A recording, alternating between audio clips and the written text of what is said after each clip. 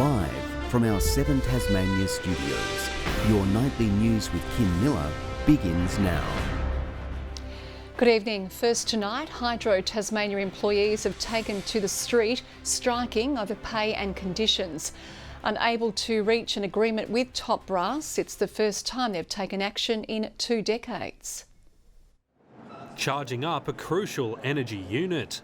The turbines of Trevallyn are turning at full blast with the number 1 unit operational. The refurbishment itself took 21 months, closely following the refurbishment of Unit 2, which also took 21 months. Extending the lifespan and making operations more efficient. But Hydro has choppy seas ahead. Water levels dropping just below the prudent storage level. Our energy supply for the state is secure. Nevertheless, it's been a dry start to this year, this first 9 months, and so there is a lot of work involved in ensuring we stay there. Meanwhile, striking workers are calling for a pay power-up. Hydro! Don't give it in! Hydro! Don't give it in! A recent offer failing to generate the required support from CEPU members. They want 4.5% annual rises. That would close the gap between hydro workers and the subcontractors they use to do like-for-like work and other workers that do like-for-like work interstate. They must work together on a deal to mutually agreeable get to an outcome that's suitable to both sides. The union says these strikes could be putting the state's energy security at risk, with routine maintenance and outages affected. That claim's been refuted by the Energy Minister and Hydro itself. We have a large portfolio of assets. This will not impact on energy security or have rolling blackouts. However, it was Hydro who first claimed that it could lead to them, and they have the ability to call workers back in to avert a disaster. Josh Duggan, 7 Tasmania News. A Supreme Court jury has been shown confronting photos of murder victim Bobby Medcraft. The images depicting the 23-year-old's injuries caused by a sword about 60 centimetres long. These 5 accused of his killing have all pleaded not guilty. Blood-stained, double-edged and obviously very sharp. That's how Tasmania Police described a sword to a jury. The weapon used to chop the back of Burnie man Bobby Medcraft's leg. He died in the North West Regional Hospital just hours after the injuries were inflicted on him in the early hours of March 29, 2020. The jury for the 5 accused today viewing photographs of Mr Medcraft's body. They show the 23-year-old with a tourniquet around his right leg and bandaging on his head. Yesterday, Crown Prosecutor Jack Shapiro said the jury would hear a phone call made by the accused Cody Christopher Shane Sheehan from Risdon Prison. "I used that knife, but I only hit him on the back of the leg," he quoted the 32-year-old as saying. Constable Mark Johnston telling the court he collected Mr Medcraft's clothes from the hospital, describing them as damp from blood. He was also tasked to gather glass samples from the corner of Devon and Hopkinson Street at South Burnie to see if it matched glass from the Holden Barina's back windscreen. This is where the Crown alleges the 5 accused smashed the windscreen of the Barina with a cricket bat, while Mr Medcraft was driving to get away from them. Senior Constable Caroline McGregor photographed the accused clothing and shoes, claiming one was wearing a moon boot and 2 others wearing boots. The jury, hearing her images, show red and brown stains on 4 of the accused shoes and clothing. She also took photos of the accused 5's hands, Lucas Ford's middle finger bandaged. All 5 have pleaded not guilty to murder. The jury will be taken to the murder scene on Friday. Talia Jordan, 7 Tasmania News. There are growing concerns Tasmania's police officers are being forced to work shifts heavily under-resourced, with minimum staffing levels continually not met. Tensions are flaring behind the scenes as the dedicated union warns better solutions must be put forward to retain and attract new members. Stoic and strong, our frontline heroes in blue join the long list of public service staff facing workforce woes. So safe staffing levels across the whole of the state are 44 police officers on duty at those 7 stations at any time of the day. But the reality of reaching that target has quickly become bleak. Since it became mandated, Hobart Police Station has only achieved safe staffing levels on 75% of the occasions. It comes just a day after the minister claimed he was working towards achieving the goal at the state's 24-hour stations. Mr Ellis is doing a great job to ensure that we get a mutually agreeable outcome with the unions, and we need to go through a process. When questioned on what it was doing to address the problem, the government were quick to shift the blame. In terms of police numbers, they were reduced under the Labor Green government. They've increased markedly. The issue becoming increasingly troubling for those on the inside. By not having the safe staffing levels, what it does is increases the frequency of critical incidents that police officers are being exposed to and increasing the traumatic scene. It's a situation they want to avoid, with over 10% of staff already on open worker compensation claims. But Assistant Commissioner Jonathan Higgins has reiterated the importance of safety and well-being, saying the organisation is committed to appropriate resources statewide. We need a growth strategy which tries to explain why we're having 80 plus police officers resigning this year. Grace Evans, 7 Tasmania News. Child safety workers continued striking today, calling for an emergency workforce package. They increased their industrial action, walking off the job for half a day, urging the government to implement recruitment and retention solutions to address workforce shortages. Some way of alleviating the immediate crisis, which would mean more services for the children who are in care and proper support for those at risk of being taken into care. We come into this business because we care for kids, and we just feel, unfortunately, we can't provide that care at this point in time due to lack of staff resources. There has been progress in filling vacancies. A government spokesperson says intensive recruitment means there are only 17 positions to fill, down from 40 in August. Labor is asking why a southern parcel of land has sat dormant for 3 years after being fast-tracked by the state government for housing. A housing land supply order was passed in 2019 for 37 hectares at Huntingfield, with plans for hundreds of homes, including social and affordable options. Here know that there's going to be housing provided on this site. They desperately want the road and traffic infrastructure upgrades that will come. That has to go through local government planning and building approval process. There needs to be infrastructure built. There are currently 4,500 applicants on the social housing waitlist. Organisers of this year's Launceston show are hopeful bad weather will hold off as the event returns for the first time since 2019. In another first, it's being held at Quercus Park near Carrick. Be confident because the ground is quite dry at the moment, so it's going to take a bit of water to get it back saturated like it was for Agfest. Gates open tomorrow from 9 a.m.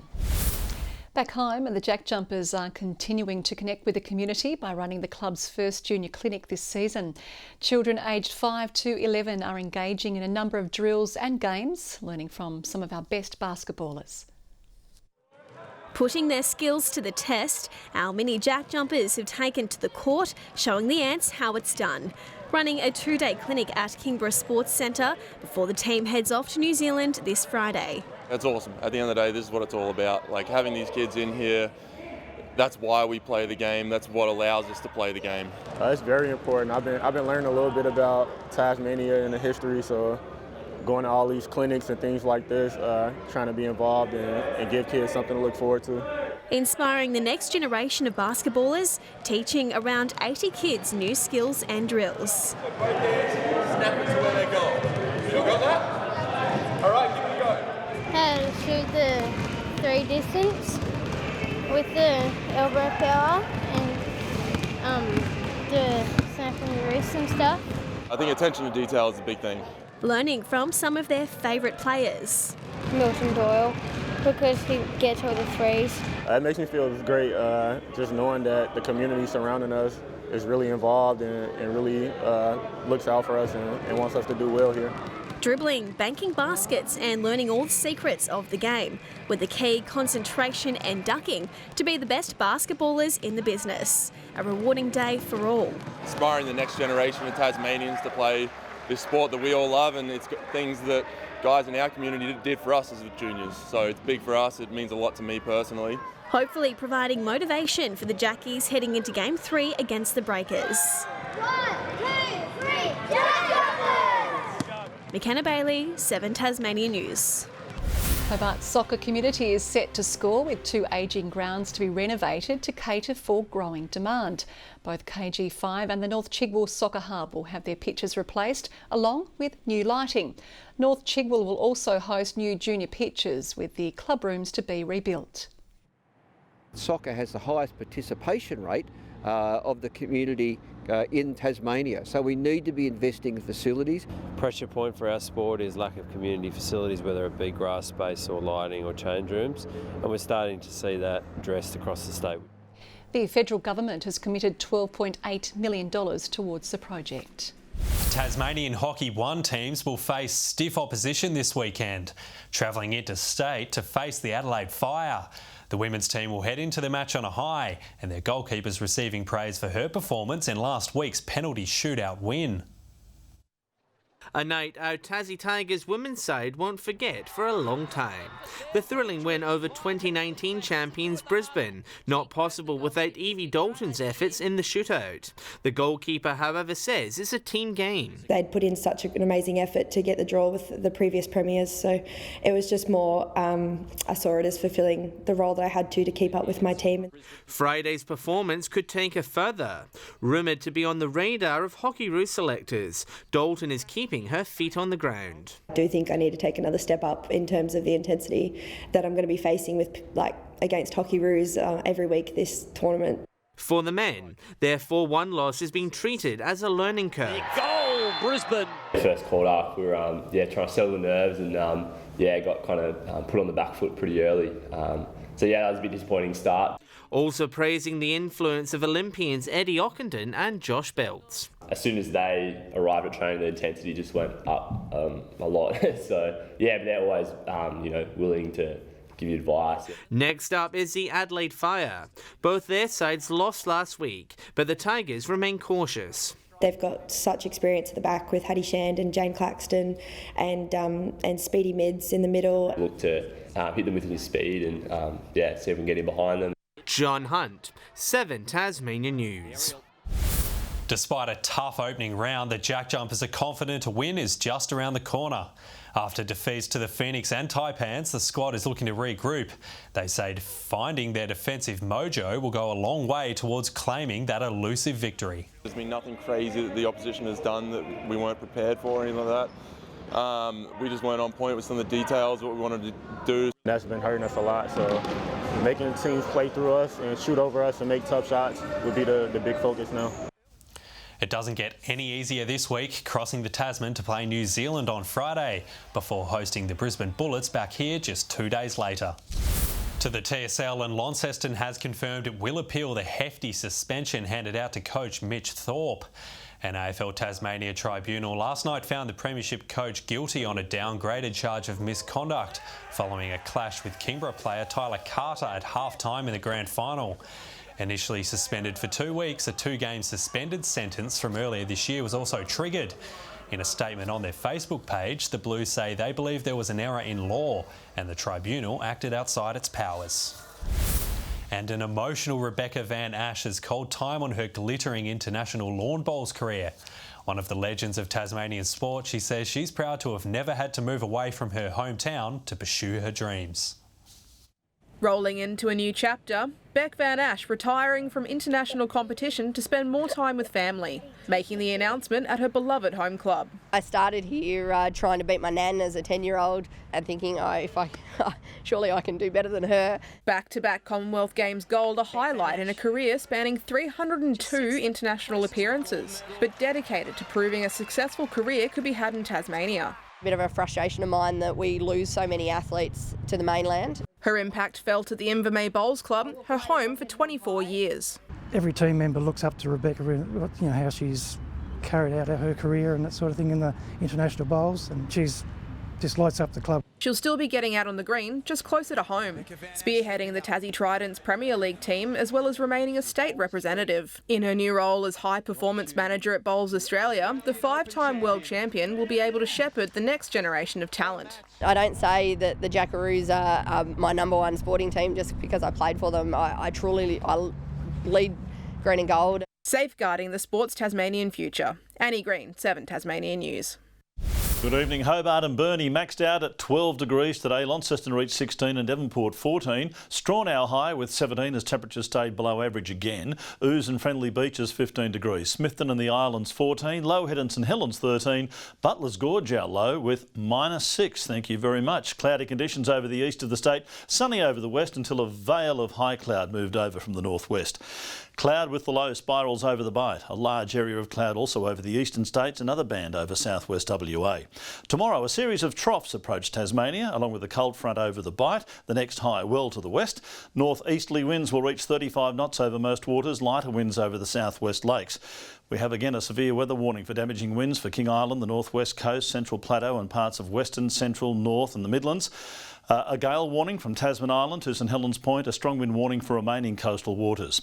And with that, tomorrow's forecast, a shower or two for Hobart, 15 also for Cygnet, showers increasing over to Norfolk, 16 the maximum. Launceston a high of 16 degrees, 15 and rainy for Devonport, a shower or two for Campbelltown, 5 overnight, 14 tomorrow. 15 the high for Burnie, rain, showers increasing for Strawn, 19 the top and 16 the high for Smithton, very windy in the northwest corner, 15 for St Helens with rain increasing in the east, Swansea 14 and 13 for Fingal. On Friday, rain across the north with showers elsewhere contracting to the west and far south. A few more showers into Saturday but clearing in the evening, snow above 700 metres. And on Sunday, fine and partly cloudy for most of us, maybe a shower over the southwest and northeast. Partly cloudy in Perth, a shower in Adelaide and 23, showers increasing over Melbourne, rain for Canberra and Sydney, showers in Brisbane as well, a possible storm in Darwin but fine further north in Bali. Who writes this stuff? Hobart, cloudy and 11 degrees, 12 in Launceston and cloudy in Devonport and 11 degrees. I might take a little bit of time off, Kim, but I'm sure you're the one that'll be appreciating the break. You're right there. Poor Donna, a month with you. You have a great holiday, Murph. That is all your news for now. We'll be back later with updates. Good night, everyone.